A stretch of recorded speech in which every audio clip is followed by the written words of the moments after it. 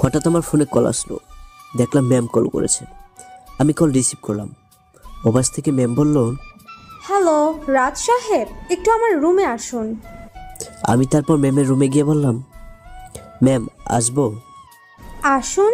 এই দেখুন কি করছেন এটা। এই কথা বলে একটা ফাইল আমার মুখে ছুঁড়ে মারলো। আমি ফাইলটা কুড়িয়ে নিলাম আর দেখলাম ফাইলে বড় একটা গোল্ডি মাকা। তারপর ম্যামের দিকে তাকালাম। ম্যাম বললেন, বানানটা শুদ্ধ করেন, আবার নতুন করে ফাইল তৈরি করুন। জি ম্যাম। বাইরে গিয়ে দেখি সবাই আমার দিকে তাকিয়ে আছে। আমি মাথা নিচু করে ফাইলটা রেডি করছি। ও, এখন আমার পরিচয়টাই তো দেয়া হয়নি। আমি রাজু, 20 টাকা বেতনের চাকরি করি আর প্রতিদিন ম্যামের বকা খাই। পরের দিন হঠাৎ অফিসে বস এলো, মানে ম্যামের বাবা। এসেই আমাকে তার রুমে ডাকলেন। একটা সমস্যা হয়েছে, তার মুখ দেখে বোঝা যাচ্ছে। আমি বললাম, স্যার আসবো? আমাকে থেকে বস বললেন, আয় বাবা আয়। বসের কথা শুনে আমার চোখ উপরে উঠে গেছে। আমি বললাম, জি বস বলুন। তুই রফিকের ছেলে না? বস, কিন্তু আপনি কিভাবে ছিলেন? তোর বাবা আমার বন্ধু। আজকে তোর বাবার সাথে দেখা হলো, তোর কথা জিজ্ঞাসা করতে বললো। তুই নাকি এই অফিসে চাকরি করছিস? তুই এতদিন বললি না তুই রফিকের ছেলে? বস, আমি তো জানি না। এখন আর বস বস করতে হবে না, আঙ্কেল বলে ডাকবি। ঠিক তখনই ম্যাম এসে হাজির। আমি তখন বসকে আঙ্কেল বলে যে কথা বলবো, তখন ম্যাম আসলো আর ম্যাম বললেন, রাজু সাহেব, আপনি কাকে কি ডাকছেন? আপনি হয়তো ভুলে গেছেন আপনি এই অফিসের কর্মচারী। না ম্যাম। আমি ওকে আঙ্কেল বলে ডাকতে বলছি। ও, কিন্তু কেন? ও কোথায় আর আমরা কোথায়? অফিসে একটা ডিসিপ্লিন আছে। মানি, আমাকে ডিসিপ্লিন শিখাতে আসিস না, যাও এখন। তখন ম্যাম রাগী লোক নিয়ে ঘসঘস করে চলে গেল। আমি বললাম, হ্যাঁ আঙ্কেল, কেন আমাকে ডেকেছিলেন?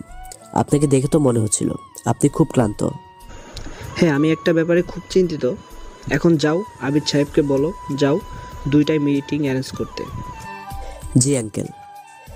সবাই মিটিং রুমে যাচ্ছি। ঠিক তখন ম্যাম একটা গোলাপি শাড়ি পরে আমার সামনে আসছে। আমি তো পুরাই ক্রাশ। সবাই ম্যামকে সালাম দিল। আমি অবাক হয়ে তাকিয়েছি, কোনো রেসপন্স নেই। ম্যাম আমার এই ব্যাপারটা খেয়াল করেছে।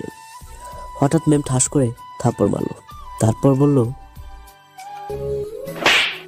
বেয়াদবির একটা লিমিট আছে। বাবাকে বলে আজকে তোর একটা ব্যবস্থা করতেছি, যাতে এই ধরনের বেয়াদবি করতে আর সুযোগ না পাস। আমি ম্যামকে বললাম, প্লিজ ম্যাম, এমন করবেন না। চাকরি না থাকলে ঘর চলবে না, খেতে পারবো না। প্লিজ এমন করবেন না। তারপর ম্যাম রাগী লোক নিয়ে মিটিংয়ে যাচ্ছে। ঠিক তখনই ম্যাম পা পিছলে দরজার সামনে পড়ে যায়। দরজা ধরে দাঁড়ানোর অনেক চেষ্টা করলো, কিন্তু তার হলো না। আমি দৌড়ে গিয়ে ম্যামকে নায়কের মতো ধরলাম। ধরার পর ম্যাম ঠাস করে আরেকটা থাপ্পড় মারলো আর বলল, ওই বেয়াদব রাস্কেল, তোর সাহস কি করে হয় আমাকে ধরতে? ছাড় আমাকে। আমি ছেড়ে দিলাম। অমনি ম্যাম নিচে পড়ে গেল আর আল্লাহর বলে চিৎকার দিল। আর ম্যাম বলল, কুত্তার বাচ্চা, তুই আমাকে ফেলে দিলি কেন? আপনি তো বললেন ছেড়ে দিতে। আমি গাল ধরে ভেতরে চলে গেলাম। ভয়ে ভয়ে আর চোখে ম্যামের দিকে তাকাচ্ছি। তাকিয়ে দেখি ম্যাম আমার দিকে রাগী লোক নিয়ে তাকিয়ে আছে। মনে হচ্ছে ম্যাম আমাকে আস্ত গেলে খাবে। একটু পর বস আসলো। সবাই দৌড়ে দাঁড়ালাম। বস বললেন, কয়েকদিন যাবৎ দেখতেছি আমাদের অর্ডার পেতে সমস্যা হচ্ছে। আমাদের অর্ডার অন্য কেউ নিয়ে ফেলছে, এর কারণ কি? মিটিং রুম থেকে একজন বললেন, স্যার, আমাদের পণ্য ডিজাইন তারা কপি করে এই অর্ডারগুলো নিচ্ছে। কিভাবে কপি করবে আমাদের পণ্য? স্যাম্পল তো আমাদের ওয়েবসাইটে থাকে। মিটিং রুম থেকে আরেকজন বললেও, তা তো বুঝতেছি না। তোমাদের সবার কি মনে হয়? বুঝতে পারছি না। তোমরা সবাই কি করতেছো, কিভাবে কি হচ্ছে তাও তোমরা খোঁজ নিতে পারছো না। আমি বসকে বললাম, স্যার আমি কিছু বলবো। বলো। তখন ম্যাম বলল, ওই তুমি কি বলবে? তুমি ব্যবসায় কি বুঝো? রিয়া, তুমি তো সব বোঝো, তাহলে এর কারণ বের করতে পারছো না কেন? এটা দেখে আমি আর হাসি থামাতে পারি নাই, একটু হেসে দিলাম। বস ম্যামকে অপমান করেছে, উফ কি যে ভালো লাগছে। তখন বস বলল, কি হাসছো কেন রাজু? না এমনি বলো, তোমার কি মনে হয়? স্যার, আমার মনে হচ্ছে কেউ আপনাদের অফিসিয়াল সাইট হ্যাক করেছে, যার কারণে আমাদের পণ্যের সব সেল তারা সহজে পেয়ে যাচ্ছে। হতে পারে, তোমার কথা উড়িয়ে দেওয়ার মতো না। তারপর কয়েকজনকে বলে দিল, দায়িত্ব দিল ওয়েবসাইট হ্যাক করেছে কিনা তা চেক করতে। তখন ম্যাম বলল, স্যারকে না কি বলছে, আপনি তাতে সায় দিয়ে দিচ্ছেন? বর্তমানে হ্যাক অসম্ভব। একটু খতিয়ে দেখতে তো অসুবিধা নাই। একটু পর মিটিং শেষ হলো, সবাই ফ্রেশ হয়ে লাঞ্চ করতে যাচ্ছে, তাই আমিও লাঞ্চ করতে যাচ্ছি। তখন ম্যামের ডাকে আমি বললাম, ম্যাম আসবো? আসো। জি ম্যাম বলুন। তুমি নিজেকে কি মনে করো? কই ম্যাম, কি মনে করব? একদম নেকামি করবে না। তোমার সাথে বাবার এত কি সম্পর্ক যার কারণে আমাকে সবার সামনে অপমান করছে তোমার জন্য? আমার সাথে স্যারের কিছু না। যাও এখন কাজে। ঘড়ির দিকে তাকিয়ে দেখি লাঞ্চের টাইম শেষ। আমার লাঞ্চ করার হলো না, তাই কাজ করছি। প্রতিদিন ম্যাম লাঞ্চ টাইম হলে একটা না একটা বাহানা দিয়ে ওনার রুমে দিয়ে যায়, আর আমার লাঞ্চ টাইম শেষ হলে তারপর যেতে বলে। আমার বুঝতে বাকি রইল না, উনি সব মিলিয়ে আমার উপর প্রতিশোধ নিচ্ছে। পরের দিন সকালে অফিসে আসলাম, কাজ করছি প্রায় 11টা। দেখি বসের কল, তাও আমার পার্সোনাল নাম্বারে। আমি কল রিসিভ করে বললাম, হ্যালো আসসালামু আলাইকুম বস। ওয়ালাইকুম আসসালাম। তুমি কই এখন? আমি তো অফিসে। আঙ্কেল কেন, কি হয়েছে? তারপর বাইক নিয়ে বের হলাম। যেই ওখানে গেলাম দেখি সব লোক এক জায়গায় জড়ো হয়ে আছে। আমি এর ভেতরে গেলাম, আর দেখে তো নিজেকে আর কন্ট্রোল রাখতে পারছিলাম না। দেখি ম্যাম গাড়ির নিচে পড়ে আছে। আমি যখনই ম্যামকে তুলতে যাব, তখনই ম্যাম ঠাস করে আমার গালে একটা থাপ্পড় মারলো আর বলল, তুই আমাকে টাচ করলি কেন? তোর সাহস তো কম না। আর তুই আসতে এত দেরি করলি কেন? আমি কিছু না বলে দাঁড়িয়ে চিন্তা করি যে তুলতে হলে তো টাচ করতে হবে, আর টাচ করলে তো ঠাস করে চড় খেতে হবে। তাই কিছু না বলে দাঁড়িয়ে আছি। আর তখন ম্যাম বলল, ওই কোথার বাচ্চা, টেনে তুল আমাকে। দেখতেছো না আমি দাঁড়াতে পারছি না? গাধার মতো দাঁড়িয়ে আছিস কেন? তুল আমাকে। আমি হাতটা টেনে তুলছি, তখনই আল্লাহর বলে অজ্ঞান হয়ে গেল। তখন বুঝতে পারছি পায়ে হয়তো অনেক ব্যথা পেয়েছে। আমি কি করব বুঝতে পারছি না, আর আমি একা তুলতেও পারছি না। একজন লোকের কাছে সাহায্য ছিলাম, কেউ এগিয়ে আসলো না। আমি কোনো রকমে কোলে তুলে নিয়ে গাড়িতে তুললাম। তারপর কার ড্রাইভ করে হাসপাতালে নিয়ে গেলাম। হাসপাতালে ভর্তি করলাম। প্রায় ঘন্টাখানেক পর আঙ্কেল আসলো।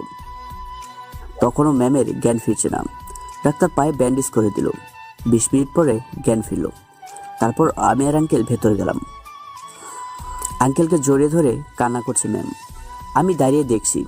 কিছুক্ষণ পর ম্যাম স্বাভাবিক হলো। তারপর আমাকে দেখে কিছুটা লজ্জাবোধ করলো। আমি আঙ্কেলকে বললাম, আঙ্কেল আমি এখন আসি। তোমাকে অনেক কষ্ট দিলাম বাবা, কিছু মনে করো না। না আঙ্কেল, কিসের কষ্ট, এইটা তো আমার কর্তব্য। এইটা বলে আমি চলে আসলাম। হঠাৎ বস বলল, রাজু দাঁড়াও। জি আঙ্কেল। তোমার মুখে এই লাল দাগ কিসের? মনে হয় কেউ থাপ্পড় দিছে। কই আঙ্কেল, এই এই কিছু না। বুঝছি। এই বলে ম্যামের দিকে রাগি চোখে তাকালো।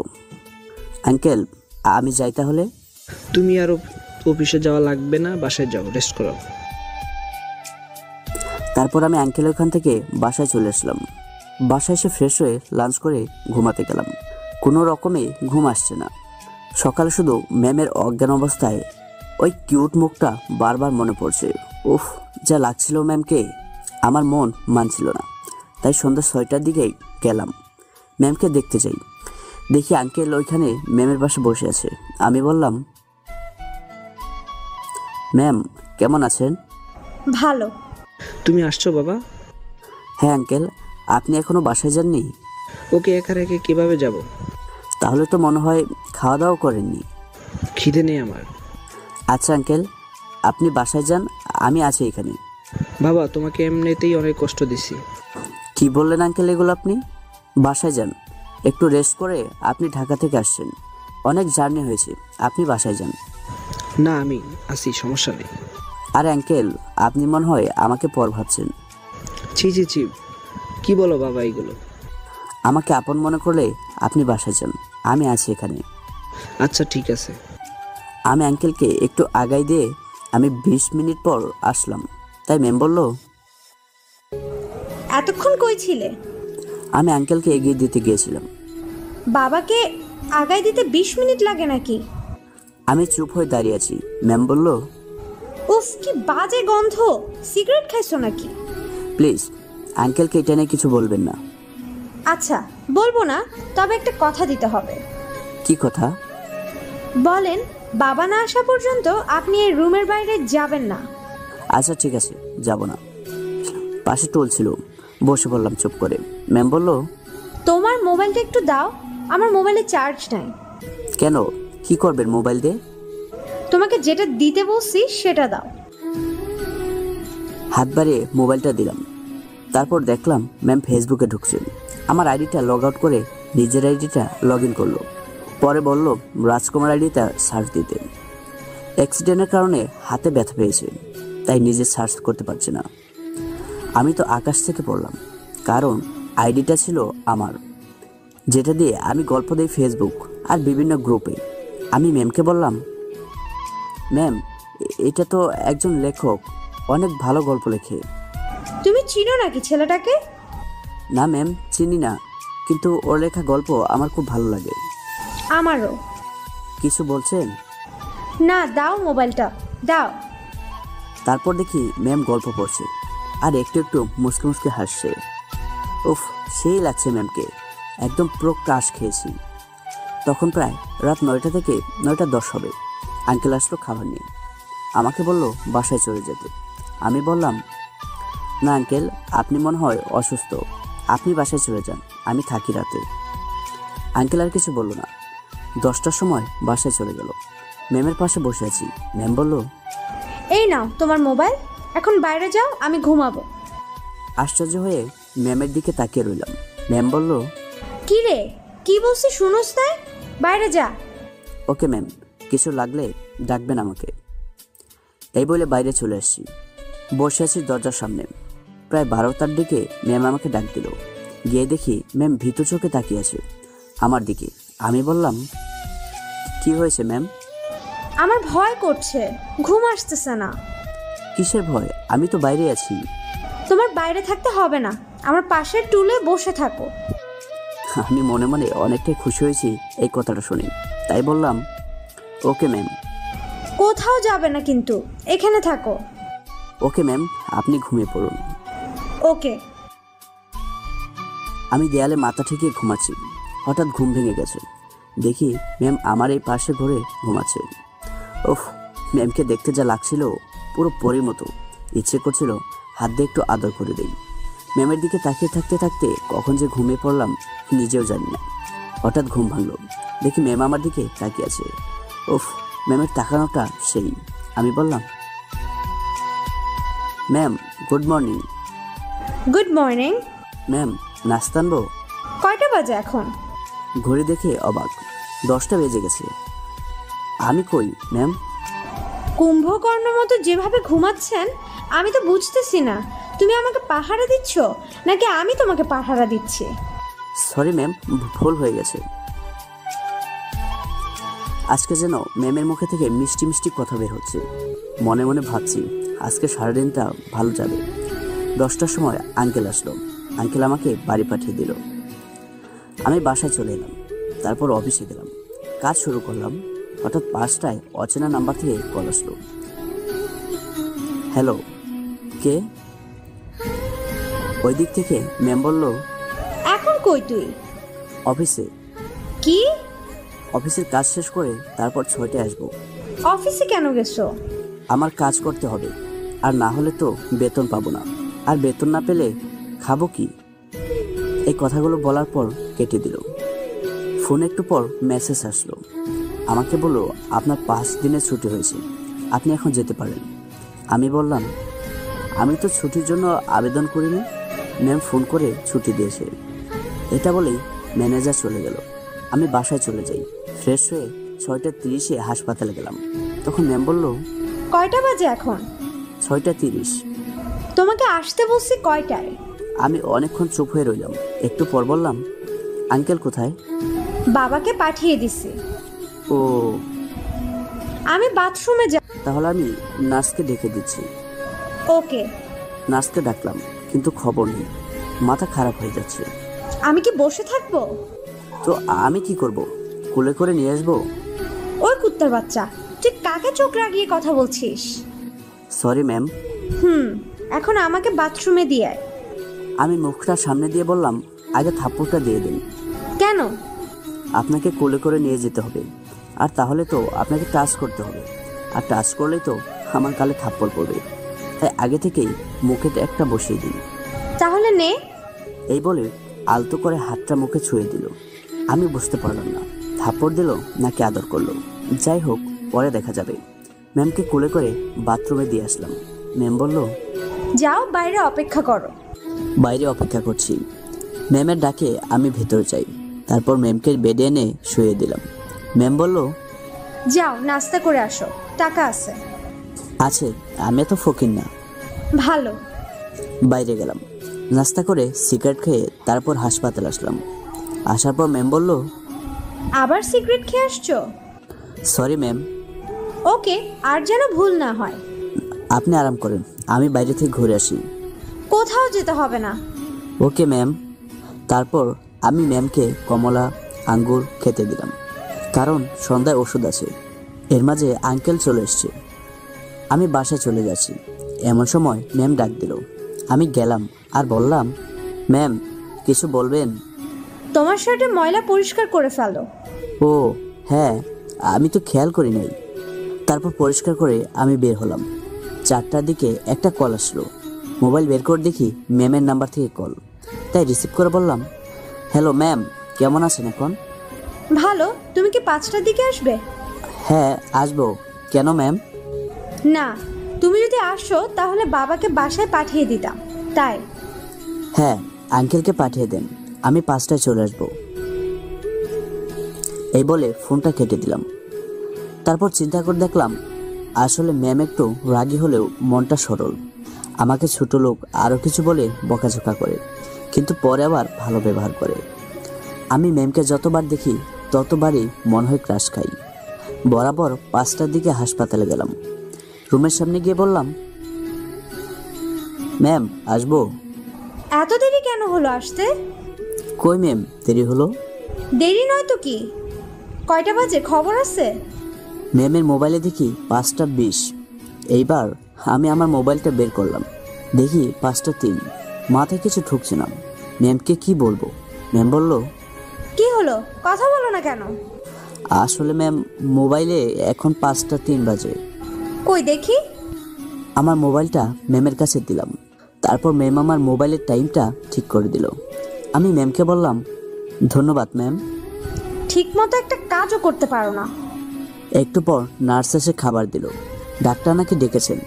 তারপর আমি ডাক্তারের কাছে গেলাম, গিয়ে বললাম, আসতে পারি? বসুন। রোগী কি হয় আপনার? উনি আমার অফিসের ম্যাম, বসের মেয়ে। এখন উনি সুস্থ আছেন, কালকে বাসায় নিয়ে যেতে পারবেন।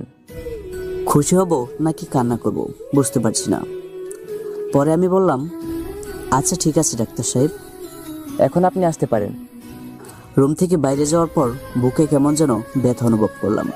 ম্যামকে বাসায় নিয়ে গেলে আমি আর দেখতে পারবো না। এর জন্যই মনটা খারাপ করে ম্যামের রুমের দিকে এগোচ্ছিলাম।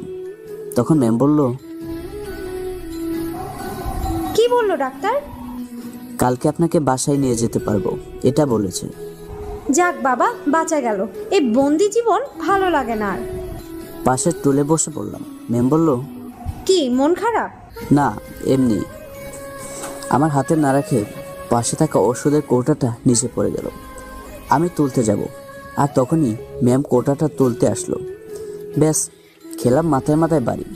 তারপর ম্যাম আমাকে দিল থাপ্পড় আর বলল, উফ, দেখে চলতে পারো না? এক হাতে গাল, অন্য হাতে মাথা ধরে বসে আছি। রাগের মাথায় মুখে বলেছি, পানা ভেঙে হাত যদি ভাঙতো তাহলে ভালো হতো, আর আমার এত থাপ্পড় খেতে হতো না।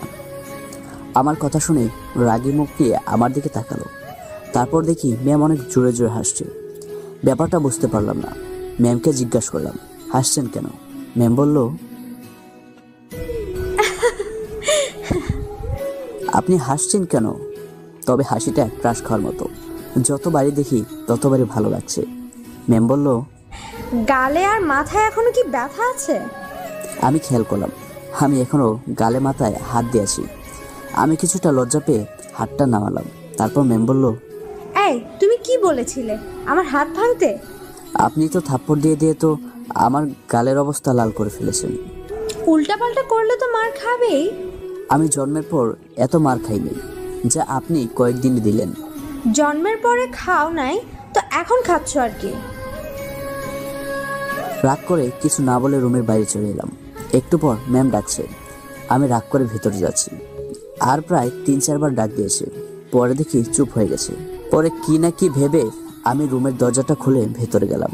গিয়ে যা আমি দেখলাম তা দেখার জন্য আমি একদম প্রস্তুত ছিলাম না। আমি দেখি ম্যাম রুমের সুইচ বোর্ডের নিচে বসে আছে। দৌড়ে গিয়ে ম্যামকে বললাম, ম্যাম আপনি এখানে কেন? তোমাকে তো ডাকলাম, তুমি তো ব্যস্ত। Sorry ma'am. তারপর ম্যামকে ধরে আবার বেডে শুয়ে দিলাম। পরের দিন ম্যামকে বাসায় নিয়ে যাওয়ার জন্য সব কিছু রেডি। আঙ্কেল কার নিয়ে এসছে। আমি আর আঙ্কেল ম্যামকে ধরে তুললাম। 30 মিনিটের ভেতরে ম্যামের বাসার সামনে চলে আসলাম।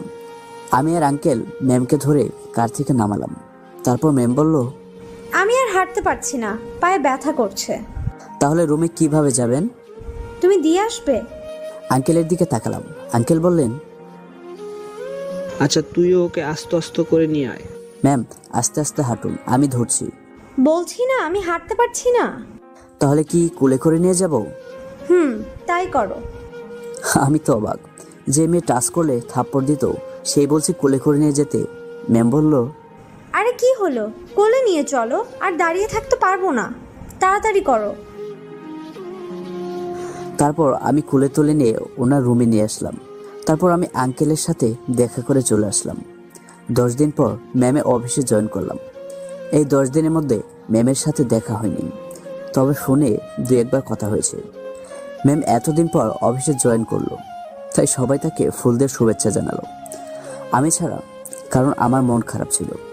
আমি ম্যামের কেবিনে গিয়ে বললাম, ম্যাম আসবো? আসো।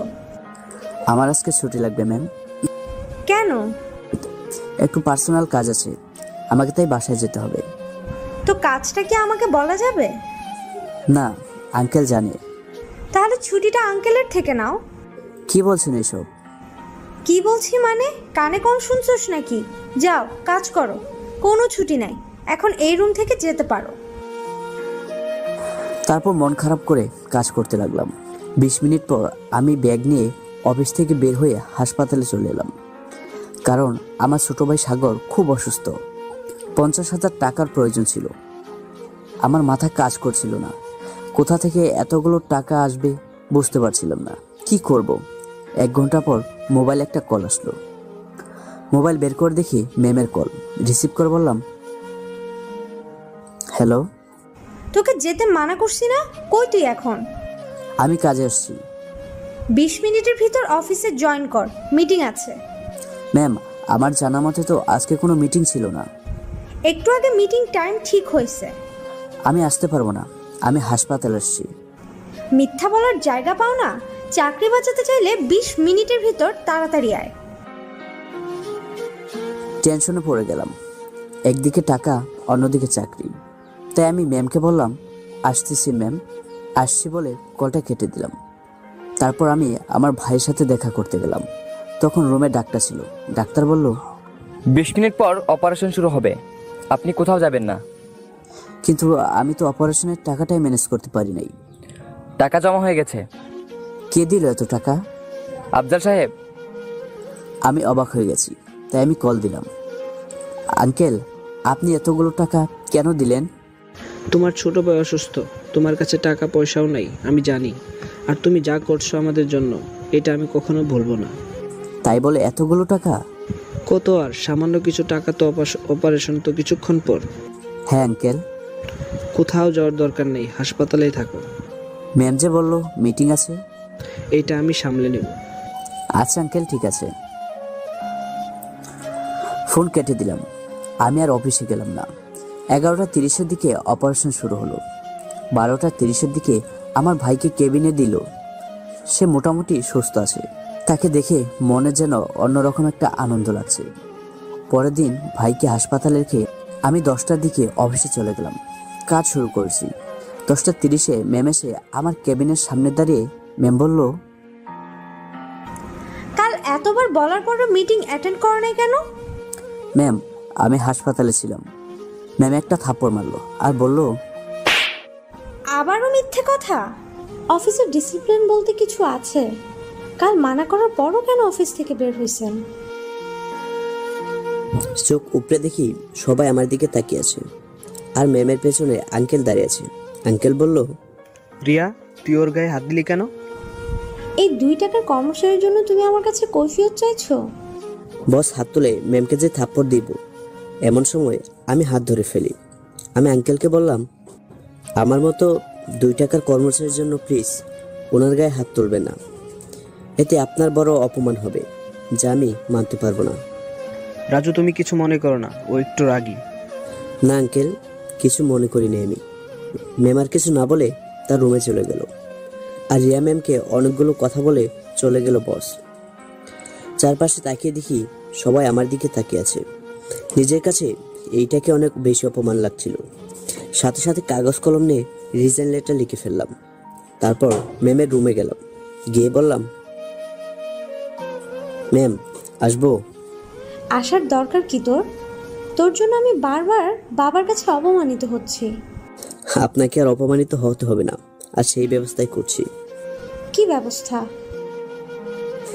লেটারটা টেবিলের উপর রেখে রুম থেকে বের হয়ে আসলাম।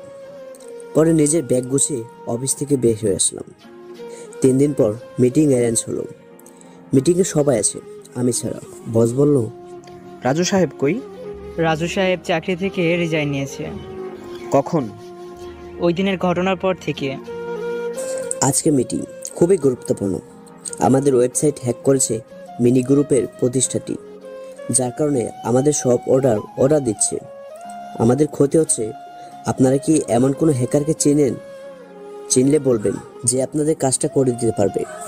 মিটিং রুম থেকে একজন বলল, স্যার, আমি একজনকে চিনি। কে সে? রাজু সাহেব করতে পারে। তুমি কিভাবে জানো? উনি আমার একটা কাজ করে দিয়েছিল। ওকে তো এখন ডাকলেও আসবে না। তোমার কারণে রাজু রিজাইন নিয়েছে। এখন তুমি জানো ওকে কিভাবে অফিসে জয়েন করবে? 2 দিন সময় দিলাম। তারপর রাত প্রায় 9টা। ম্যামের নাম্বার থেকে কল আসে। আমি কল রিসিভ করে নেই। পরে অন্য নাম্বার থেকে কল দিল। আমি রিসিভ করলাম আর বললাম, হ্যালো। প্লিজ কলটা কাটবে না। বলুন। সরি, ওই দিন আমার মাথা ঠিক ছিল না, তাই ওই রকম করছি। সরি। No problem. তাহলে কাল থেকে অফিস জয়েন করো। আমার চাকরি করার ইচ্ছে নেই। সরি বললাম তো। আমি এখন ব্যস্ত আছি, পরে কল করুন। কল কেটে দিলাম। ওই দিক থেকে অনেকবার কল আসছে, আমি কলটা রিসিভ করে নেই। এইভাবে 2 দিন হয়ে গেল। 3 দিন পর আঙ্কেলের কল। আমি রিসিভ করলাম। আমাকে আঙ্কেল সব খুলে বলল। আমি রাজি হলাম, কারণ আঙ্কেল আমার জন্য অনেক করেছে। আমার ভাইয়ের জন্য অনেক টাকা দিয়েছে, তাই আমি রাজি হয়ে গেলাম। তার পরের দিন আঙ্কেলের বাসায় গেলাম। কলিং বেল চাপ দিলাম, সাথে সাথে দরজা খুলল। আমি তো বিশ্বাস করতেই পারছি না। দেখি ম্যাম সাদা একটা জামা পরে আমার সামনে দাঁড়িয়ে। আমি তো ম্যামকে দেখে দ্বিতীয়বারের মতো প্রেমে পড়ে গেলাম। আমি এক ধ্যানে তাকিয়ে রইলাম। একটু পর ম্যাম বলল, এই যে রাজু সাহেব, ভিতরে আসুন। হ্যাঁ। বসুন। সোফায় গিয়ে বসলাম। 20 মিনিট পর ম্যাম নাস্তা নিয়ে আসলো আমার জন্য। আমি বললাম, ম্যাম 2 টাকার কর্মচারীর জন্য এইসব কেন করতে গেলেন? দেখো রাজু, আমি এই জন্য তোমাকে সরি বলছি। এগুলো বলে আমাকে আর লজ্জা দিও না। যা সত্যি তাই বলছি, আর কি। দেখো, আমি জানতাম না যে তোমার ছোট ভাই হাসপাতালে। আমি ভাবছি তুমি মিথ্যে বলছো, তাই তোমার সাথে এমন ব্যবহার করছি। আমার ভাই হাসপাতালে ছিল, আপনি কেমনে জানলেন? পরে বাবা সব আমাকে বলেছে। ও, দেখো, ওই দিন আমার মাথা ঠিক ছিল না, তাই রাগের মাথায় অনেক কাজে বাজে ব্যবহার করে ফেলেছি। আমাকে ক্ষমা করে দাও। হ্যাঁ, নিজে ভুল বুঝতে পেরেছেন, এটাই অনেক। ক্ষমা চাইতে হবে না। সত্যি তো? আমাকে ক্ষমা করছো তো? করছি। কেমনে বিশ্বাস করব? মানে? তুমি আজ থেকে যদি আমার নাম ধরে ডাকো, তাহলে আমি মনে করব তুমি আমাকে ক্ষমা করে দিয়েছো। না ম্যাম, আপনার নাম ধরে আমি ডাকতে পারবো না। তাহলে তুমি আমাকে ক্ষমা করো না। আচ্ছা ঠিক আছে, রিয়া বলে ডাকবো। কিছুটা মলিন মুখে কথাটা বললাম। আসলে ম্যামের নাম ধরে ডাকা আমার খুব ইচ্ছে ছিল, তাই সুযোগটা কাজে লাগালাম। রিয়া বলল, ধন্যবাদ। আমরা কি ফ্রেন্ড হতে পারি? হতে পারি, কিন্তু একটা শর্ত আছে। কি শর্ত? কথায় কথায় থাপ্পড় মারা চলবে না। হঠাৎ রিয়া হাহা করে হাসি দিয়ে বলল, আচ্ছা ঠিক আছে। সবসময় হাসি খুশি থাকবেন। আসলে আপনাকে হাসি খুশি দেখতে দারুণ লাগে। তাই নাকি? তাই। তখন কলিং বেল বাজলো। দরজাটা খুললো ম্যাম। দেখলো আঙ্কেল আসছে। আঙ্কেল রিয়াকে বলল, রাজু আসছে। আসছে। তারপর আঙ্কেল ভেতরে আসলো, আমার সাথে কথা বলল। ম্যামও ছিল। অফিসের ওয়েবসাইটের কিছু তথ্য আমাকে দিল। আমি হাতের ঘড়ির দিকে তাকিয়ে দেখি দুপুর 2টা বেজে গেছে। তাই আমি আঙ্কেলের থেকে বিদায় নিয়ে বাসায় আসার জন্য হঠাৎ ম্যাম বলল, আজকের লাঞ্চটা এখানে করে ফেলো। না, বাসায় করব। কোনো রকম বুঝিয়ে সুঝিয়ে বাসা থেকে বের হয়ে আসলাম। রাস্তা দিয়ে হাঁটছি, আর ম্যামের হাসি মাখা মুখটা বারবার ভেসে উঠছে চোখের সামনে। পরে বাসায় গেলাম, লাঞ্চ করে ঘুম দিলাম। আমার কোনো খবর নাই। হঠাৎ বিকেল 5টায় মোবাইলে কল আসলো। আমি মোবাইল উঠিয়ে দেখি ম্যামের কল। আমি কলটা রিসিভ করে বললাম, হ্যালো। কোথায় তুমি? এই তো ম্যাম, বাসায়। আবারও ম্যাম? Sorry ma'am. আবার? সরি রিয়া। তো কখন আসবে বাসায়? আঙ্কেল কই? বাসায় আছে। তাহলে একটু পরে আসছি। কেন, আঙ্কেল থাকলে কি বাসায় আসা যায় না? কী সব বলেন, তা হবে কেন? আয়। হঠাৎ কেটে গেল। মনে হয় নেটওয়ার্ক সমস্যা করছে। ম্যামের মুখে আই শুনে আমি অনেক অবাক হলাম। ম্যাম কি বলতে চাইছে? কিছুক্ষণ পর মোবাইল হাতে নিয়ে চিন্তা করতে লাগলাম। ম্যাম এটা কেন বলল? আই মানে কি? মাথায় কিছু ঢুকছে না। পড়া শেষ হয়ে আঙ্কেলের বাসায় গেলাম। কলিং বেল চাপ দিতেই দরজা খুলে দিল রিয়া। আমি বললাম, কি দরজার সামনে বসেছিলে নাকি? আরে না। তো এত তাড়াতাড়ি দরজা খুলে দিলে যে? দরজার কাছে ছিলাম, তাই। ভিতরে আসো। ভেতর গেলাম, দেখি আঙ্কেল বসে আছে। অনেক চিন্তিত মনে হচ্ছে। আমি আঙ্কেলকে বললাম, আপনাকে তো চিন্তিত মনে হচ্ছে কেন? আঙ্কেল, আপনি চিন্তা করবেন না, আমি তো আছি। দেখি না কি করা যায়। যা করবে তাড়াতাড়ি করিও। আগে একটা কম্পিউটার লাগবে, তার সাথে ইন্টারনেট কানেকশন লাগবে। আঙ্কেল রিয়ার দিকে তাকিয়ে বলল, তোর ল্যাপটপ আমাকেও ধরতে দিস না। এখন রাজুকে তোর ল্যাপটপ দিতে বলছিস? তোর মাথা ঠিক আছে? বাবা, এইগুলো বলে আমাকে আর লজ্জা দিও না। ল্যাপটপের পাশাপাশি আমার একটা আলাদা রুম লাগবে, যেখানে আমি রিল্যাক্সে কাজ করতে পারবো। পাশের রুম খালি আছে। ওকে, তাহলে আমাকে সবকিছু এনে দেন, আমি এখন কাজ শুরু করব। 10 মিনিটের ভেতরে রিয়া আমার প্রয়োজনীয় সব জিনিসপত্র রুমে দিয়ে আসলো। আমি রুমে ঢুকে সবকিছু সেটিং করে নিলাম। তখন রাত প্রায় 8টা। আমি হ্যাকিংয়ের জন্য প্রয়োজনীয় অ্যাপগুলো ডাউনলোড করে কাজ শুরু করে দিলাম। তখন হঠাৎ রিয়া আসলো আর বলল, আসবো? পেছনে তাকিয়ে বললাম, আরে আসুন, পারমিশনের কি প্রয়োজন? নেন, আপনার জন্য কফি নিয়ে আসলাম। ধন্যবাদ, বসুন। আমি তখন হ্যাক করার জন্য HTML কোড টাইপ করছি খুব দ্রুত। তখন দেখলাম রিয়া আমার দিকে একদিনে তাকিয়ে আছে। তাই আমি বললাম, কি হলো, এইভাবে তাকিয়ে আছো কেন? যে ছেলে অফিস ফাইলে বানান ভুল লেখে, সেই ছেলে আজকে নির্ভুল HTML কোড লিখছে। একটু পর আঙ্কেল আসলো, ডিনার করার জন্য ডাকছে। আমি হাতের ঘড়ি দেখি 10টা বেজে গেছে। আমি আঙ্কেলকে বললাম 20 মিনিট পর কাজ শেষ করে আসছি, এই কাজটা শেষ করে নিই। আমিও 20 মিনিট পর আসতেছি। একটা ফাইল আপলোড দিয়ে ডিনার করতে যাচ্ছি, তখন দেখি রিয়া আমার দিকে একদিনে তাকিয়ে আছে। তাই আমি রিয়াকে বললাম, কি হলো? কিছু না, চলেন ডিনার করে আসি। আমরা সবাই একসাথে ডিনার করে আমি সবার প্রথমে চলে আসলাম ডিনার করে। তারপর বাথরুমে গিয়ে সিগারেট ধরলাম। সিগারেট খেয়ে বের হয়ে দেখি রিয়া টুলে বসে আছে। তাই আমি রিয়াকে বললাম, কখন আসলেন? একটু আগে সিগারেট খাচ্ছিলে। না মানে হ্যাঁ। এইগুলো কিন্তু একদম ভালো না।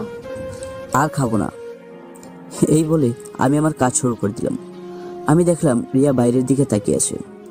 তাই আমি রিয়াকে বললাম, বাইরে কি আছে যে এইভাবে তাকিয়ে আছেন? চাঁদ দেখছি। ও মা, চাঁদ দেখার কি আছে?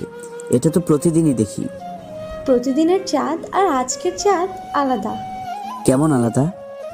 আজকের চাঁদকে মনে হচ্ছে সে আমার মতো একা। কি বলেন, আপনি একা? নিজের দোষে একা হয়েছি। কেন?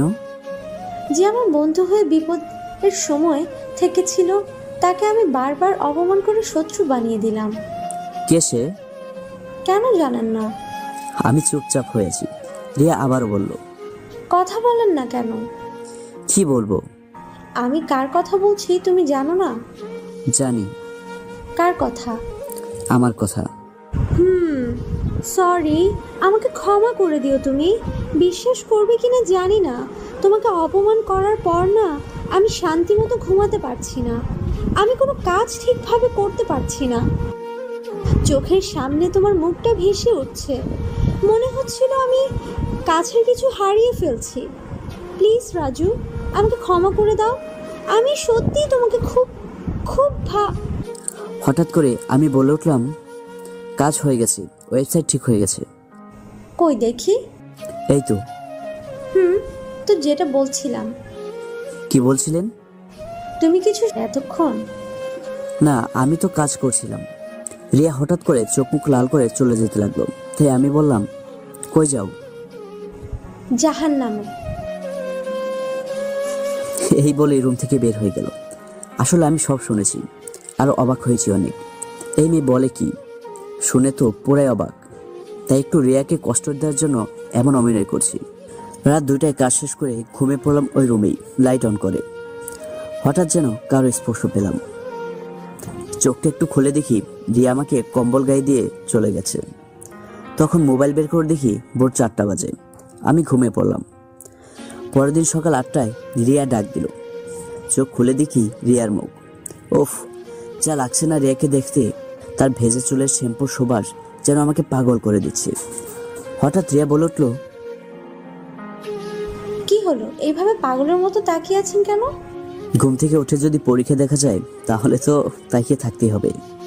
পরীটা কে? হ্যাঁ, তাড়াতাড়ি ফ্রেশ হয়ে নিচে আসুন, নাস্তার টেবিলে আসো, বাবা অপেক্ষা করছে। এই বলে রিয়া চলে যাচ্ছে। ইচ্ছে করছে পেছন থেকে হাতটা ধরে জড়িয়ে ধরি। রিয়া চলে গেল। আমি ফ্রেশ হয়ে নিচে আসলাম। আঙ্কেল বলল, good morning Raju. Good morning. কাজটা হয়েছে। কেন, ম্যাম কিছু বলেনি? কই না তো। কাল রাতে ওয়েবসাইটটা ঠিক করে ফেলেছি। দেখলাম আঙ্কেল একটা বড় স্বস্তির নিঃশ্বাস ফেললো আর বলল, ধন্যবাদ বাবা তোমাকে, তুমি না থাকলে কি যে করতাম। আঙ্কেল কি যে বলেন এসব। হঠাৎ দেখলাম রিয়া নাস্তা নিয়ে আসছে। তারপর রিয়া আমাদের নাস্তা দিল। আঙ্কেল আমি নাস্তা খেতে শুরু করলাম। রিয়া আমার বিপরীতে বসে আছে, আমার দিকে একদিনে তাকিয়ে আছে। তাই আঙ্কেল বলল রিয়াকে, কি করছো রিয়া, রাস্তা না করে বসে আছো কেন? পরে করব বাবা। এখন করে নিন। তোমরা করে নাও। এই বলে আবারও রিয়া আমার দিকে তাকিয়ে আছে। আমি আর আঙ্কেল নাস্তা শেষ করে বাসা থেকে বের হয়ে গেলাম। আঙ্কেল অফিসে যাচ্ছে। আমি আমার বাসার দিকে রওনা দিলাম। ঠিক তখনই রিয়ার ফোন দিল। আমি ফোনটা রিসিভ করে বললাম, হ্যালো। 10 মিনিটের মধ্যে আমার বাসায় আসো। টেনশনে পড়ে গেলাম, কি হলো আবার রিয়ার। আমি একটা রিক্সা নিয়ে রিয়ার বাসায় গেলাম। আমি দরজার সামনে গিয়ে কলিং বেল দিলাম। একটা মহিলা এসে দরজা খুলে দিল। তারপর আমি ভেতরে যেতেই হঠাৎ রিয়া আমার সামনে এসে দাঁড়ালো। আমি তো হঠাৎ রিয়াকে দেখে ভয় পেয়ে গেছি। কি হলো এটা? কি হবে? এইভাবে সামনে আসলে কেন? কেন, সমস্যা? কি বলছো? আমার আবার কি সমস্যা হবে? আমার দিকে তোমার হাতটা বাড়াও তো। হাতে কি? হাতটা দেখুন। দেখে তো আমি অবাক। আমার ঘড়ি। আমি রিয়াকে বললাম, এটা কোথায় পাইছো? ভুলে রেখে গেছো। এই জন্য আমাকে কল দিয়ে ডাকতে হবে? হ্যাঁ, এইটার জন্য ডাকছি। আমি তো ভাবছি কি না কি। তুমি কি ভাবছো? আমি তো ভাবছি থাক, কিছু না, এখন যাই। কাল ঠিক সময়ে অফিসে চলে আসবে। হুম। এই বলে আমি বাসায় গেলাম। বাসায় গিয়ে লাঞ্চ করলাম, তারপর ঘুমিয়ে পড়লাম। ঘুমের রাজ্যে রিয়াকে নিয়ে স্বপ্ন দেখছিলাম। উফ, যা লাগছে না রিয়াকে। হঠাৎ ক্রিং ক্রিং শব্দে আমি মোবাইল তুলে দেখি রিয়া কল করেছে। তাই রিসিভ করলাম আর বললাম, হ্যালো। কি এখনো ঘুমাও নাকি? হুম, কেন? ফ্রেশ হয়ে আমার বাসায় আসো। কেন? বাসায় একা ভালো লাগছে না, তোমাকে নিয়ে ঘুরতে যাব। ওকে, ঠিক আছে, আমি আসছি। তারপর কল কেটে দিয়ে তখনই নাগিন ডান্স দিতে লাগলাম। কিছুক্ষণ পর ফ্রেশ হয়ে রিয়ার বাসায় গেলাম। গিয়ে দেখলাম রিয়া একটা নীল শাড়ি পরে আছে। যা লাগছে না, উফ। আবারও ক্রাশ খাইলাম। মন চায় গিয়ে একটু জড়িয়ে ধরি। তারপর রিয়াকে নিয়ে ওদের গাড়ি নিয়ে বের হলাম। ড্রাইভ রিয়া করছিল। আমি রিয়াকে বললাম, আমরা কোথায় যাচ্ছি? চুপ থাকো, আমি যেখানে নিয়ে যাচ্ছি সেখানে যাবে। আমি আর কিছু বললাম না। কিছুক্ষণ পর রিয়া বলল, এই তো চলে আসছি। এটা তো শিশু পার্ক। তো এইখানে যাবে? হুম, এখানে যাব। আমরা কি শিশু নাকি? প্রেমে পড়লে সবাই একটু শিশু হয়ে যায়। বোঝা না বোঝার ভান করে বললাম, মানে? কিছু না, এখন নামো। হুম। মনের মধ্যে তখন কি যে ভালো লাগছে, রিয়ার সাথে ঘুরবো। এমনিতেও রিয়া আমার ক্রাশ। তার ভেতরে এই কয়েকদিন ওর সাথে মিলামিশি করে আমাকে আরো দুর্বল করে দিয়েছে। হঠাৎ রিয়া বলল, এই যে, কি চুপ করে দাঁড়িয়ে থাকবে নাকি? ভিতরে যাবে? হুম, চলো। ভেতরে গিয়ে দেখি সবাই পাশাপাশি বসে কথা বলছে। আমি তাদের দিকে তাকিয়েছি। তখন রিয়া বলল, কি তাকিয়ে আছো কেন ওইদিকে? আমি ওই কাপড়গুলোকে শুনিয়ে বললাম, এটা কি শিশু পার্ক নাকি? হুম, শিশু পার্ক তো। কেন, নাম দেখোনি? হুম, দেখছি তো। সবাই এখানে শিশু। আর দেখছি সবাই তার জিএফ নিয়ে বসে আছে। রিয়া, চলো ওই জায়গাটায় বসি। হুম, চলো। আমার প্রিয় জায়গা এটা। মানে, তুমি আগে এইখানে আর এসেছো? হুম, মন খারাপ হলেই এই জায়গায় এসে বসে থাকতাম। ও, তো এত জায়গা থাকতে এই জায়গায় কেন বসতে? এই জায়গায় আছে কি এমন? আগে তো বসো, তারপর বুঝবে কি আছে এই জায়গায়। হুম, চলো বসি। দুজনে পাশাপাশি বসলাম। আমি চুপ হয়ে একটা গাছের দিকে তাকিয়ে আছি। হঠাৎ রিয়া বলল, এই যে, কোথায় হারিয়ে গেলে? কিছু বলছো না কেন? তুমি বলছো না এইখানে কি আছে? ওই গাছটার দিকে তাকাও। 5 মিনিট নীরব হয়ে তাকিয়ে থাকো। দেখো, কিছু বুঝতে পারবা। ধুর, এত তাকিয়ে থাকতে পারবো না। কি আছে তুমি বলো? কেন, তোমার এই জায়গা ভালো লাগে না? তুমি পাশে থাকলে সব জায়গায় ভালো লাগে। আমি শুনেও না শোনার ভান করে বললাম, কিছু বলবে? না, এই জায়গায় পরিবেশটা খুব সুন্দর, শান্ত একদম। এই জন্য তো আমি ওই কাপলদের তাড়িয়ে দিয়েছি। তারা প্রাকৃতিক সৌন্দর্য না দেখে অন্য কিছুতে ব্যস্ত। আমি দেখলাম রিয়া আমার পাশে একটু চেপে বসলো আর বলল, দেখলাম দুইটা গাছ একসাথে পেঁচিয়ে কিভাবে উপরে উঠছে, যেন মনে হচ্ছে একজন আরেকজনকে ছেড়ে যেতে চাইছে না। এতক্ষণে তাহলে চোখ পড়লো? তুমি কি এইটাই দেখাতে চেয়েছিলে? হুম। তো এই জায়গায় কেমন লাগছে তোমার কাছে? খুব খুব ভালো, ঠান্ডা বাতাস, মনোরম পরিবেশ। আমি রিয়ার দিকে তাকিয়ে আছি। বাতাসের চুলগুলো উঠছে। ও আমার কাছে বসছে, যে কারণে চুলগুলো আমার মুখের উপর পড়ছে। রিয়া আমার দিকে তাকিয়ে কিছুক্ষণ চুপ করে রইল। রিয়া তারপর বলল, কি ব্যাপার, এমন করে তাকিয়ে আছো কেন আমার দিকে? না না, কিছু না। আমার দিকে তাকিয়ে আছো, আমি দেখলাম। আচ্ছা ঠিক আছে, বাদ দাও। এটা বলো, তোমার কি কেউ আছে, এমন কেউ? কে থাকবে? মানে কাউকে পছন্দ করো? রিয়া হা হা করে হাসি দিয়ে বলল, কারো প্রেমে পড়েনি কোনোদিন? না না, প্রেম কি আমি বুঝি না।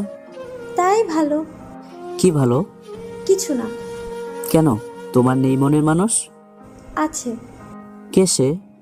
সময় হলে জানতে পারবে, এখন বলা যাবে না। এখন বললে কি হবে? এখন না। তাকে প্রেম নিবেদন করেছো? একদিন আবেগের বশে প্রেম নিবেদন করেছিলাম। তো গ্রহণ করেছে? আমি জানি সে আমার কথাই বলছে। না, কেন? কারণ সে অন্য কাজে ব্যস্ত ছিল, তাই আমার কথাটা শুনেনি। তো এখন আমার সাথে যে ঘুরতে আসো, সে যদি কিছু মনে করে? করলে করুক, তুমি তো আমার খুব কাছের ফ্রেন্ড। কতটুকু কাছের? যতটুকু কাছে থাকলে যা ছাড়াই যায় না, ততটুকু কাছের তুমি। কি বলছো এসব? রিয়া আমার হাতটা ধরে বলল। সত্যি বলছি রাজু। রিয়া আমার হাত ধরার সাথে সাথে শিহরিত হয়ে উঠি। আমি নীরব, রিয়ার দিকে তাকিয়ে আছি এইভাবে অনেকক্ষণ দুজনে নিশ্চুপ। একটু পর আমি আর রিয়া দুজনকে নড়ে বসলাম আর পেছনে তাকালাম। দেখি বাদাম নিলাম 20 টাকার। এক প্যাকেট নিয়ে রিয়া ওর পকেটে দিচ্ছে, আমি ওর হাতে দিচ্ছি। হাতে হাত লেগে গেল, তাই আমি বললাম, তুমি নাও আগে। না, তুমি নাও আগে। নিলাম। রিয়া মনে মনে বলল, পাগল, তোকে সে সুন্দর লাগছে। অগোছালো জীবনে আর কি আশা করা যায়? রিয়া বলে উঠল, দেখো তো, ওই কাপল জুটিটা খুব সুন্দর না? আমি মনে মনে ভাবছি, আমরা তো একটা জুটি। আমি পেছনে তাকিয়ে বললাম, কবে যে তুমি আমার হবে?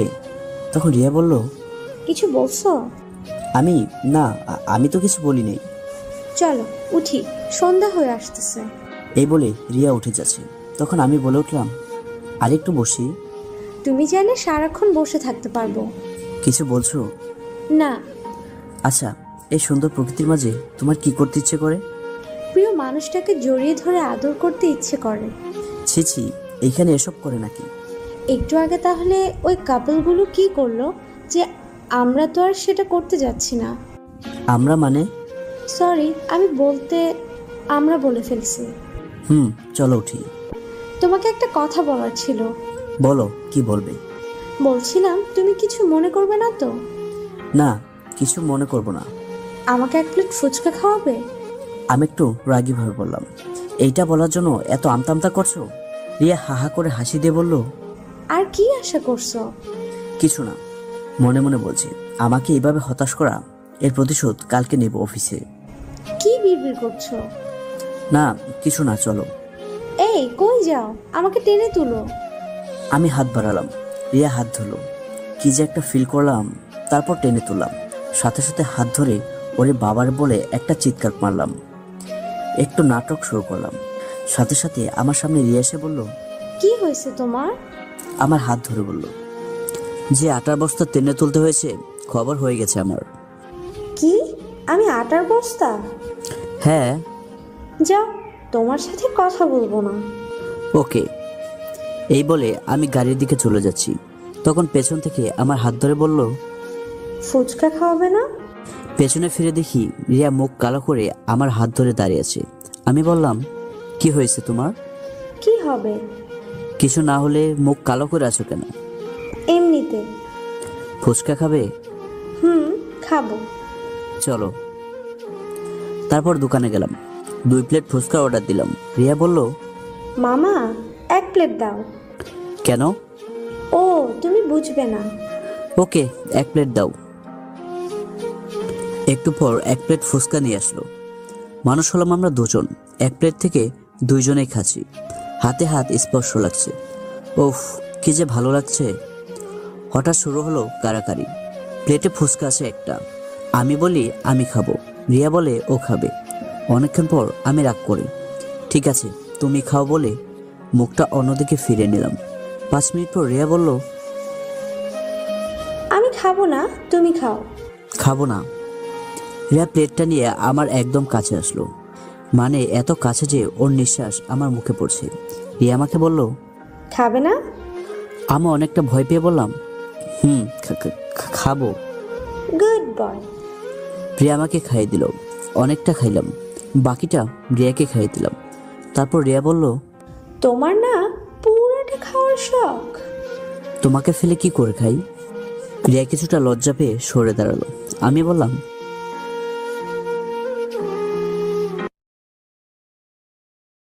কই, আমি তো। দেখছি দেখছি তো, ভয় পাইছো কি না? ভয় লক্ষ্মী ছেলের মতো ফুচকাটা খেয়ে নিলে। কয়টা বাজে খবর আছে? কয়টা? রাত 8টা। চলো বাসায় যাওয়া যাক। চলো। গাড়িতে উঠে লুকিয়ে গ্লাসটা রিয়ার দিকে ঘুরিয়ে দিলাম। তারপর গাড়ি ড্রাইভ করছি। রিয়া বলল, আমার ঘুম পাচ্ছে। তো ঘুমাও। একটু পর রিয়া ঘুমিয়ে পড়েছে। ঘুমের ভেতরে রিয়াকে পুরো পরীর মতো লাগছে। আমি নিজেকে কন্ট্রোল রাখতে পারছি না। ইচ্ছে করছে একটু আদর করে দেই। একটু পর গাড়ি রাস্তার পাশে দাঁড় করালাম। আমি সিগারেট খাচ্ছি। কয়েকটা টান দিতেই দেখি রিয়ার রাগি লোক নিয়ে আমার পেছনে দাঁড়িয়ে আছে। রিয়া বলল, তুমি সিগারেট খাইলে কেন? এই যে কান ধরলাম, আর খাবো না। আর যেন খাইতে না দেখি, আর যদি কোনোদিন সিগারেট খাইতে দেখি তাহলে কিন্তু। ওকে, আর বলতে হবে না, বললাম তো আর খাবো না। তারপর গাড়িতে উঠলাম। গাড়ি চলছে আপন মনে। আমি পকেট থেকে লাইটার বের করে আমার সামনের বক্সে রাখছি। তখন রিয়া আমার দিকে এসে লাইটার দিচ্ছে। তখন আমি সামনে গাড়ি ব্রেক করলাম। সাথে সাথে রিয়া আমার গায়ের উপর পড়ছে, আর রিয়ার ঠোঁট আমার ঠোঁটকে আলতো করে ছুঁয়ে গেছে। আমার পুরো শরীরে যেন বিদ্যুৎ প্রবাহিত চলছিল। একটু পর খেয়াল করলাম রিয়া আমাকে জোরে ধরে আছে। আমি বললাম, কি হলো, এইভাবে ধরে রাখবে নাকি গাড়ি চালাতে দেবে? সরি। ওকে। 20 মিনিট পর বাড়িতে চলে গেলাম। রিয়াকে বাসায় দিয়ে আমি আমার বাইক নিয়ে চলে আসলাম। পরের দিন অফিসে একটা মেয়ের সাথে আমি হাসাহাসি করছি। তখন পিয়ন এসে বলল, আপনাকে ম্যাম ডাকছে। হ্যাঁ রিয়া, ডাকছো? বাইরে মেয়েটার সাথে এত কিসের কথা? কই, এমনিতেই। ওই মেয়েটার সাথে একদম কথা বলবে না। আমি জানি রিয়ার গা জ্বলছে, তাও রিয়াকে রাগানোর জন্য বললাম, কেন? ওই মেয়ের সাথে কথা বলে কি এমন হয়? এক থাপ্পড় দিয়ে গালের দাঁত সব ফেলে দেব। যেটা বলছি সেটা করো। আমি তাহলে আমার কেবিনে যাই। আমি আমার কেবিনে এসে আমার কাজ শুরু করে দিলাম। দুপুরে লাঞ্চ টাইমে অন্য একটা মেয়ের সাথে দুষ্টুমি করতে গিয়েছিলাম। তখন আবারও রিয়া ডাক দিল। রিয়ার কাছে গিয়ে আমি বললাম, আসবো? ওই ওই, এইগুলো কি কি শুরু করছিস তুই? কি শুরু করছি? কই? মেয়েটার সাথে এত হাসাহাসি কিসের? এমনিতেই লাঞ্চ করতে যাচ্ছি, তাই একটু দুষ্টুমি করছি। লাঞ্চ করছো? না। চলো। কোথায়? লাঞ্চ করব। না, আমি যাব না। কেন? ওদের সাথে লাঞ্চ করতে ভালো লাগে, আমার সাথে লাঞ্চ করতে ভালো লাগে না? তা কেন হবে? ভালো লাগবে না কেন? তাহলে? কিছু না, চলো। বিল কিন্তু তুমি দেবে। তারপর একটা রেস্টুরেন্টে গেলাম। লাঞ্চ করা শুরু করলাম। তখন রিয়া বলল, সত্যি করে বলো, ওই মেয়েদের সাথে তোমার কোনো সম্পর্ক আছে? ধুর না, এমনি। সত্যি তো? আমি জেনেও না জানার ভান করে রিয়াকে বললাম, আচ্ছা, ওই মেয়েদের সাথে কথা বললে তুমি এমন করো কেন? তোর অনেক বার বেড়েছে। বাবাকে বলে তোর একটা ব্যবস্থা করব। চাকরি থেকে বের করে দিবে? আরে না, এর থেকে বড় চাকরি দেওয়ার কথা ভাবছি। কি চাকরি? সময় হলে দেখবে। তুমি হাসলে খুব ভালো লাগে, কিন্তু কিন্তু কি? হাসি ভালো, কিন্তু হাসির কারণগুলো ভালো না। ওই মেয়েরে নাক ফাটিয়ে দিব। দাও দেখি কেমন সাহস তোমার। যেমন কথা তেমন কাজ। রিয়ার সাথে সাথে ধুম করে একটা ঘুষি মারলো আমার নাকের উপর। আমি উফ করে নাক ধরে বসে আছি। রিয়া বলল, এই হাত সরাও, আরেকটা দে, দেখো সাহস আছে কিনা। হাতটা সরিয়ে নিলাম মুখ থেকে। রিয়া বলল, এই কি, তোমার নাক থেকে তো রক্ত পড়ছে। থাক, কিছু না। সরি, আমি বুঝতে পারিনি এমনটা হবে। সাথে সাথে মেডিকেলে নিয়ে গেল, ব্যান্ডেজ করে দিল। তারপর আমি বললাম, বাই রিয়া। ওকে যাও, ওষুধগুলো ঠিক মতো খেও। আর কিছু না বলে চলে আসলাম। তখন আমার মোবাইলে রিয়ার কল আসে। আমি রিসিভ করে বললাম, হ্যালো। কি করো? শুয়ে আছি, ঘুম আসছে না। আমারও সেম, ব্যথা আছে এখন।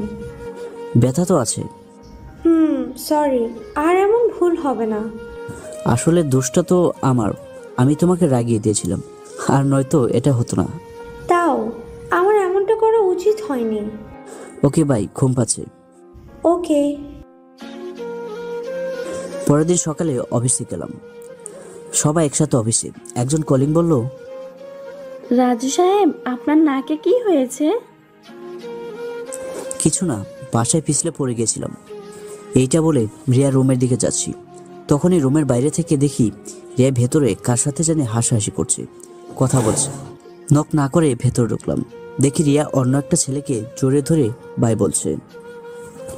এটা দেখে আমি আর নিজেকে কন্ট্রোল রাখতে পারছিলাম না। মনে মনে ভাবতে লাগলাম, আমার সাথে রিয়া এমন করতে পারলো? হঠাৎ রিয়া বলে উঠল, কি রে, কখন আসলি? এখন সরি ম্যাম, ডিস্টার্ব করার জন্য। এটা বলেই রুম থেকে বের হয়ে নিজের কেবিনে চলে আসলাম। পরে অফিস থেকে ব্যাগ নিয়ে বাসার দিকে রওনা দিলাম। আমাকে ডাকতে পাঠালো রিয়া। আমাকে না দেখে সাথে সাথে কল দিল রিয়া। আমি কল দেখেও রিসিভ করিনি। এভাবে কল দিতেই থাকলো। পরে একটা সময় কলটা রিসিভ করলাম আর বললাম, হ্যালো। কোথায় তুমি? বাসায় যাচ্ছি, শরীর ভালো লাগছে না। এতক্ষণ কল দিলাম, রিসিভ করো নাই কেন? না, এমনিতেই মোবাইলটা সাইলেন্ট ছিল তো, তাই দেখিনি। ও, আমি বাই বলে কলটা কেটে দিলাম। তখন রিয়ার সাথে কথা বলতে ইচ্ছে করছিল না। রাতে রিয়া কল দিয়েই যাচ্ছে, কলটা রিসিভ করতে ইচ্ছে করছে না। পরে এক সময় আমি মোবাইল অফ করে দিলাম। এইভাবে 7 দিন পার হয়ে গেছে। আমি অফিসে যাই না, মোবাইল অফ। পরে মামাকে কল দেওয়ার জন্য মোবাইলটা অন করলাম, আর সাথে সাথে দেখি রিয়া কল দিয়েছে। চিন্তা করছিলাম কলটা ধরবো কি ধরবো না, তাও ধরে বললাম, হ্যালো। কি হয়েছে তোমার? শরীর ঠিক আছে তো? কিছু হয় নাই তো তোমার? সব ঠিক আছে। তাহলে এতদিন মোবাইল অফ ছিল কেন? কত হাজারবার ট্রাই করছি, কিন্তু কিছুতেই পাইছিলাম না। আমার ভালো লাগছে না, কিছু বললে বলো। তুমি আমার সাথে এমনভাবে কথা বলছো কেন? কিভাবে কথা বলছি?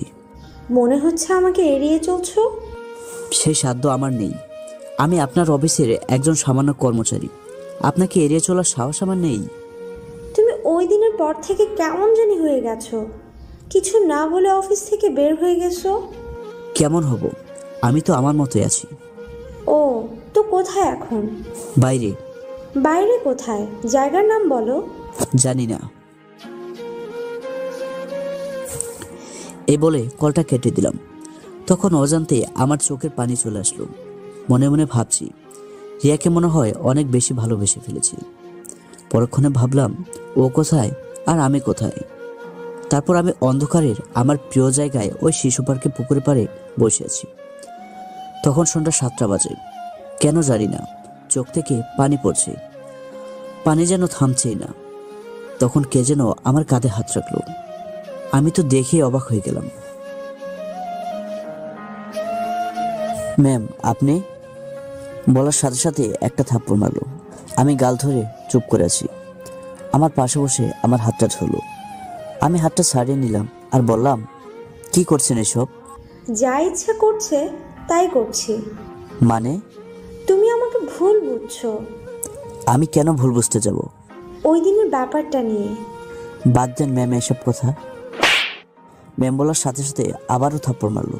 তাই আমি বললাম, মারলেন কেন? ম্যাম ডাকলে তো মার খাবেই। ম্যামকে তো ম্যামই ডাকবো। বলেছি না রিয়া বলে ডাকতে। পারবো না। ও, তো এইখানে কেন এলেন আর কিভাবে জানলেন আমি এখানে? আমি জানি তুমি এইখানে থাকবে, কারণ তোমার মন খারাপ হলে তুমি এইখানে বসো। ওসব কথা মনে রাখছেন তাহলে? রাখতে হয়। মানে? কিছু না, আর তোমার বড় চাকরির ব্যাপারে বাবার সাথে কথা বলছি। ভালো। এত বড় সুখবর দিলাম, একটা ধন্যবাদও দিলে না। আমার কাছে ধন্যবাদ দেওয়ার মতো স্টক নেই। এই বলে উঠে আসবো। তখন রিয়া আমার হাতটা ধরে বলল, কই যাও? বাসায় চলে যাব। আমাকে একা ফেলে রেখে? একা কই, ছাড়েন আমাকে। আপনার প্রিয় মানুষকে কল দেন, সে এসে নিয়ে যাবে। আর আমার এমনিতে ভালো লাগছে না। তুমি আমার সাথে এমন করছো কেন? কিছু না বলে চলে আসবো। তখন আমার সামনে এসে রিয়া আমার দিকে তাকিয়ে বলল, আমার সাথে কথা বলবে না? কথা বলার প্রয়োজন মনে করছি না। ওকে। আমি চোখটা মুছে সোজা বাসার দিকে রওনা হলাম। পরের দিন অফিসে রিয়া আমাকে দেখে একটা ছেলের সাথে কথা বলছে, হাসাহাসি করছে। এতে আমার অনেক খারাপ লাগছিল। তাই আমি কয়েকদিন পর ছুটির জন্য আবেদন করি, কিন্তু রিয়া তা নাকচ করে দেয়। চুপ করে বসে আছি। হঠাৎ মনে হলো, রিয়া ম্যাম যখন এমনটা করছে, আমিও তো করতে পারি। আমি তো জানি উনি আমাকে ভালোবাসেন, আর আমি অফিসে ওই মেয়েগুলোর সাথে হাসাহাসি করে কথা বলা শুরু করে দিলাম। হঠাৎ রিয়া আসলো আর বলল, এইখানে হাসাহাসি কিসের? কই না তো ম্যাম, এমনিতে। রাজু সাহেব, আপনি আমার রুমে আসেন। তারপর ম্যামের রুমে গেলাম আর বললাম, ম্যাম আসবো? আসেন। বাইরে এইগুলো কি? কই কি? আপনাকে এইখানে কাজের জন্য রাখা হয়েছে, বিনোদনের জন্য নয়। তা অবশ্যই ঠিক বলছেন। কাজ করতে ইচ্ছা না করলে চলে যেতে পারেন। আমি রিয়ার দিকে তাকিয়ে রইলাম আর ভাবতে লাগলাম, এই কয়েকদিনে এত পর হয়ে গেলাম, জানি না কেন চোখ দিয়ে পানি বের হচ্ছে। কোনো রকমে ম্যামের রুম থেকে বেরিয়ে গেলাম। তারপর থেকে আমি আমার মতো, আর ম্যাম ম্যামের মতো। কোনো কথা নেই। তারপর একদিন অফিসে গেলাম। ম্যাম আমাকে ডাক দিল আর বলল, আগামী শুক্রবার ম্যামের বিয়ে। আর কার্ডটা এগিয়ে দিল। কার্ডটা নিলাম। বরের নাম দেখলাম সাগর ইসলাম হোসেন। রিয়া বলল, বরকে তুমি কয়েকদিন আগে অফিসে দেখছো। Best of luck. ধন্যবাদ। বিয়েতে আসবে কিন্তু। দেখি দেখি বললে হবে না। অফিস ছুটির পর বাসায় যাচ্ছি আর সিগারেট টানতেছি আর রিয়ার কথা ভাবছি। কি থেকে কি হয়ে গেল, আমার সাথে কেন এমন হচ্ছে? এইভাবে 2 দিন চলে গেল। হঠাৎ সন্ধ্যায় রিয়া কল আসলো। অনেক আগ্রহ নিয়ে আমি কলটা রিসিভ করলাম আর বললাম, হ্যালো। তুমি কোথায়? আমি বাসায়। আঙ্কেলকে ফোনটা দিবে একটু? কেন? বিয়ের দাওয়াত দিব তাই। দাও না প্লিজ। ও, একটু অপেক্ষা করো। আমি বাবাকে ফোনটা দিলাম। তারপর বাবা বলল, হ্যালো। আসসালামু আলাইকুম আঙ্কেল। আগামী শুক্রবার আমার বিয়ে, আপনাদের সবাইকে জানা দেখি, আর রাজুকে একদিন আগে পাঠিয়ে দিবেন। আচ্ছা ঠিক আছে মা। এই বলেই ফোনটা আমাকে দিয়ে দিল বাবা। আমি বললাম, হ্যালো। আর 2 দিন পর আমার বিয়ে, আর আগামীকাল আমার গায়ে হলুদ। তুমি আসবে কিন্তু। দেখা যাক। তখন আমার বুকটা ফেটে যাচ্ছে। কাউকে কিছু বলতে পারছি না। দেখা গেলে হবে না। যাব। পরের দিন, মানে গায়ে হলুদের দিন, রিয়া আমাকে কল দিল আর বলল, কই তুমি? এই তো বসে আছি কোথায়? একটা ছোট দোকানে। কি বসে বসে সিগারেট খাচ্ছ? এখন এইটা ছাড়া আমার আর ভরসা কি? এত কিছু জানি না। তুমি এখন আমাদের বাসায় আসবে। পারবো না, আমার ভালো লাগছে না। কি আসবে না? না। তুমি না, আসলে আমি গায়ে হলুদ দিব না। এটা করো না প্লিজ। তাহলে আসো, আমাকে দেখে যাও। কান্না করছো কেন? জানি না। ওকে, আসছি। ওকে, আসো, আমি অপেক্ষা করছি। আমি 30 মিনিটের ভেতরে রিয়ার বাসায় গেলাম। দেখি রিয়া বসে আছে। চারপাশে সবাই গায়ে হলুদ দিয়ে দাঁড়িয়ে আছে। আমিও গেলাম। আমাকে দেখে হলুদের বাটিটা আমাকে দিয়ে একটা মহিলা বলে উঠল, কি রে রিয়া, তুই এতক্ষণ ওর জন্য অপেক্ষা করছিলি? আমি অবাক। তার মানে আমি যদি না আসতাম তাহলে ও কাউকে গায়ে হলুদ দিতে দিত না। হঠাৎ রিয়া বলে উঠল, কি রে, হলুদ দিবি না? বলেই ওর গায়ে হলুদ লাগিয়ে দিলাম। তখন আমার বুকটা ফেটে যাচ্ছিল। তখন বাড়িটা অন্য কাউকে দিয়ে আমি বাইরে চলে আসলাম। চোখ থেকে নিজের অজান্তেই পানি ঝরে পড়ছিল। আমি আর ওইখানে এক মুহূর্ত থাকতে পারলাম না। সোজা বাসায় চলে আসলাম। রুম অফ করে শুয়ে পড়লাম। তখন ঠিক রাত 1টা বাজে। হঠাৎ রিয়ার কল। হ্যালো। কি রে, তোর গলা এমন লাগছে কেন? কিছু না। কি বলবে বলো? কাল বিয়েতে আসবা তো? কাল আমার কাজ আছে, ঢাকায় যাব। পুরো মিথ্যা কথা বললাম এটা। তুমি জাহান্নামে যাও, তাও বিয়ের সময় তোমাকে উপস্থিত থাকতেই হবে। পারবো না আমি। আমি অপেক্ষা করে থাকবো। এই বলে রিয়া কলটা কেটে দিল। পরের দিন শুক্রবার মানে রিয়ার বিয়ের দিনকাল। ঘুম থেকে উঠে দেখি বাবা আর ভাইয়া সহ সবাই রেডি। তাই আমি সবাইকে বললাম, কি হলো, কোথায় যাচ্ছ? বউ দেখতে। মানে? আজকে তোর ম্যামের বিয়ে না? হুম। তুই এখনো রেডি হসনি কেন? আমি যাব না বাবা, আমার ভালো লাগছে না। তুই কি আমার মান সম্মান সব ডুবাবি নাকি? কেন বাবা, কি করছি আমি? আমার বন্ধু মানে তোর আঙ্কেল আমাদের বারবার বলেছে সবাইকে নিয়ে যেন আসি, আর তুই কি বলছিস সেগুলো? যাব না বাবা আমি। ভাইয়া চলো না, রিয়াপু আমাকে বারবার বলছে তোমাকে যেন সাথে করে নিয়ে আসি। সবার বলাতে আর আমি না করতে পারলাম না, বাধ্য হয়ে যেতে হলো। যা মাত্রই রিয়া কল দিল, আমি রিসিভ করে বললাম, কোথায় তুই? তোর বাসার সামনে। সোজা আমার রুমে চলে আয়। আমি সোজা ওর কথা মতো রিয়ার রুমে গেলাম। আমি তো দেখি অবাক, রিয়াকে দেখে মনে হলো ওপর থেকে যেন পরি নেমে এসছে। চোখ ফেরাতে পারছিলাম না। হঠাৎ রিয়া বলল উঠল, কেমন লাগছে আমাকে? খুব খুব সুন্দর। পছন্দ হয়েছে? মানে? কিছু না। তোর জামাই তোকে দেখলে পাগল হয়ে যাবে। তখন দেখা যাবে। তোদের বিবাহিত জীবন সুখের হোক। ধন্যবাদ। তুমি এখন নিচে যাও, আমি রেডি হয়ে নিই।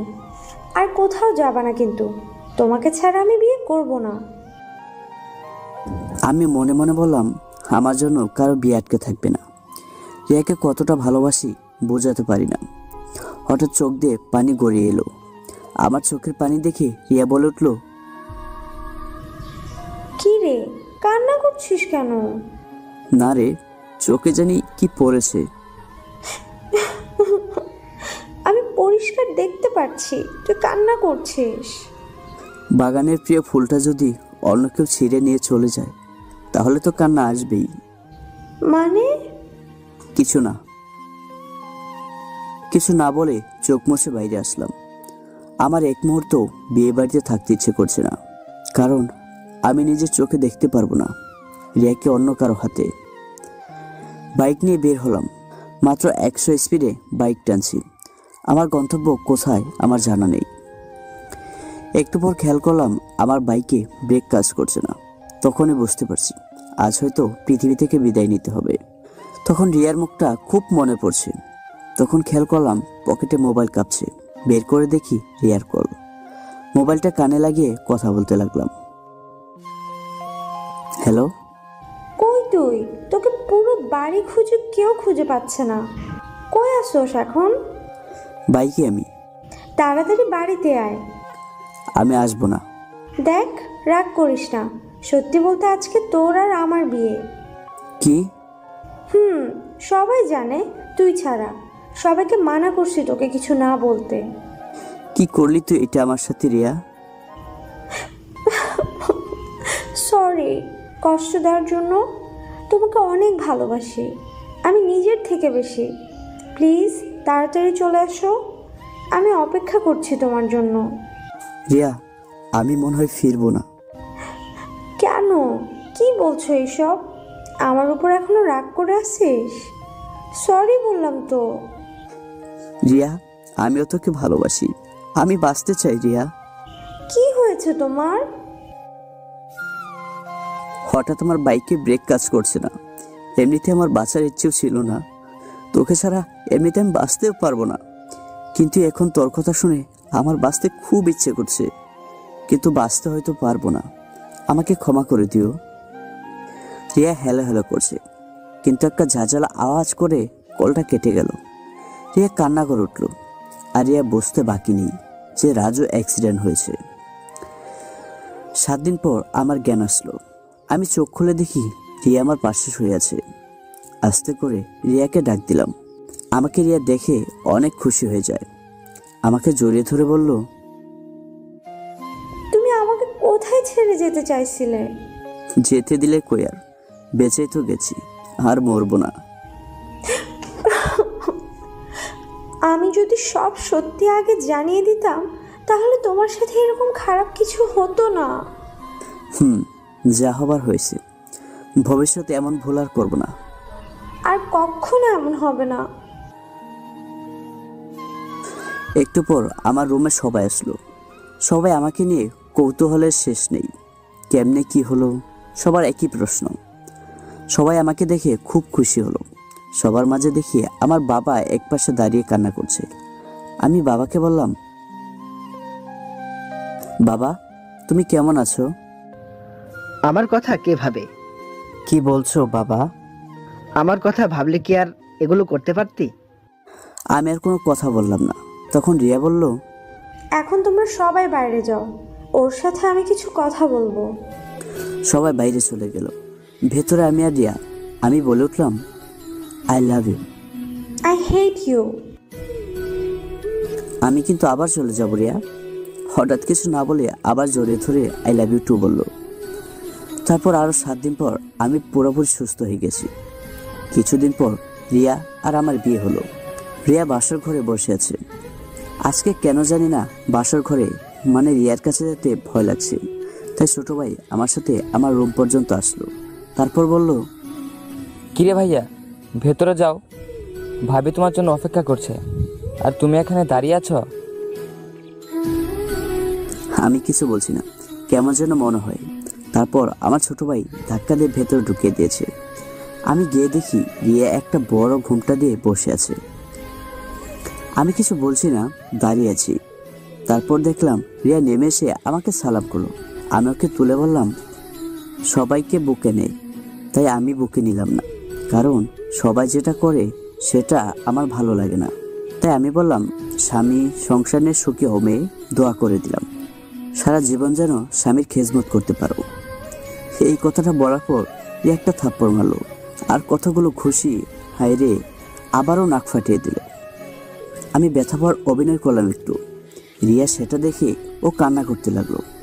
আমি বললাম, আরে পাগলি, আমার কিছু হয়নি, মজা করছি এমনি। আমি রিয়াকে বললাম, চলো আজকে আমরা ফুটবল খেলবো আর 2টা দল তৈরি করব। তুমি করবা না? রিয়া কিছুটা লজ্জা পেল, আর কিছু বলল না।